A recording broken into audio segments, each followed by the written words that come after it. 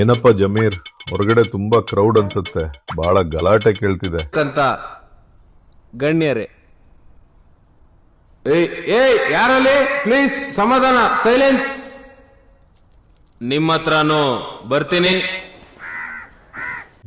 ಮತ್ತೆ ಆಗದೆ ಇರ್ತಾ ಸರ್, ನಿಮ್ದು ಸ್ಟ್ಯಾಚ್ಯೂ ರಿಲೀಸ್ ಫಂಕ್ಷನ್ ಆಗ್ತಿರೋದು ಹೆವಿ ಜನ ಸೇರವ್ರೆ. ಹಾ ಹೌದಾ?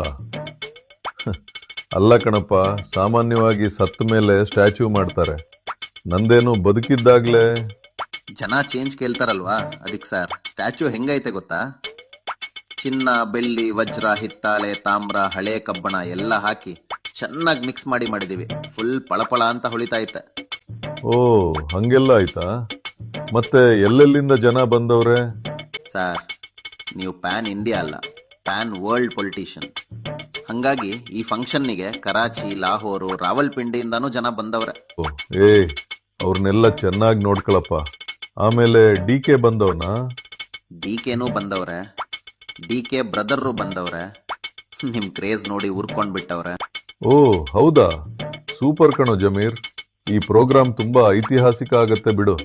ಓಯ್ ಸಿದ್ದರಾಮಣ್ಣ, ನೀನ್ ನನ್ ಮಂತ್ರಿ ಮಾಡಕಲ್ಲ ಅಂತ ಗೊತ್ತಿದ್ರು ನಾನು ಅರಸೀಕೆರೆಲಿ ರಾಗಿ ಕೊಬ್ಬರಿ ಮಾರಿ ಸ್ಟ್ಯಾಚ್ಯೂಗೆ ದುಡ್ಡು ಕೊಟ್ಟಿದ್ದೀನಿ, ಸ್ವಲ್ಪ ಗೆಪ್ತಿಲಿಟ್ಕ. ಏ ಶಿವಲಿಂಗು, ನಿಂದು ಬರೀ ಮಾಡಕಲ, ಹೋಗಕಲ, ಬರಕಲ್ನೇ ಆಗೋಯ್ತು. ಬಾ ಮೊದಲು ಸ್ಟ್ಯಾಚ್ಯೂ ರಿವೀಲ್ ಮಾಡೋಣ.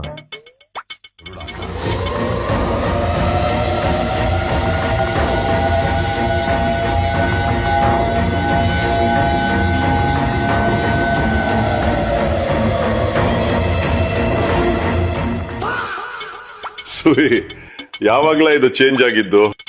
ನಿನ್ನೆ ರಾತ್ರಿ ನಿನ್ನೆ ರಾತ್ರಿ